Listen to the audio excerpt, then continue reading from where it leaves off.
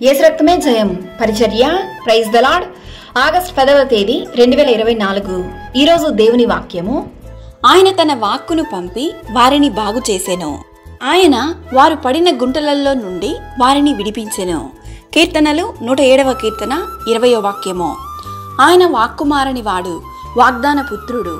ఆయన నోటి మాట చేత భూమిని, ఆకాశమును, సముద్రమును సృష్టించిన సృష్టికర్త అయిన దేవుడు. ఒక శతాధిపతి ఆయన యొద్దకు వచ్చి, ప్రభువా, నా దాసుడు పక్షవాయువుతో మిగులు బాధపడుచు ఇంటిలో పడి ఉన్నాడని చెప్పి ఆయనను వేడుకొనెను. అందుకు యేసు, నేను వచ్చి వాని స్వస్థపరచెదనని చెప్పగా, ఆ శతాధిపతి, ప్రభువా, నీవు నా ఇంటిలోనికి వచ్చుటకు నేను పాత్రుడను కాను.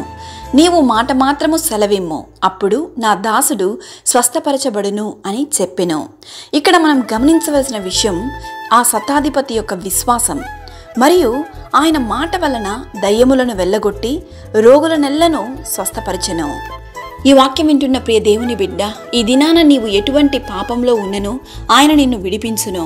నీవు విశ్వాసంతో ప్రార్థించు. నీవు ఎదుర్కొంటున్న ప్రతి సమస్యలన్నిటిలో నుండి ఆయన తన వాక్కును పంపి నీ జీవితంలో గొప్ప వెలుగును, ఆశీర్వాదమును, సమాధానమును దయచేయును గాక. ఆమేన్. God bless you.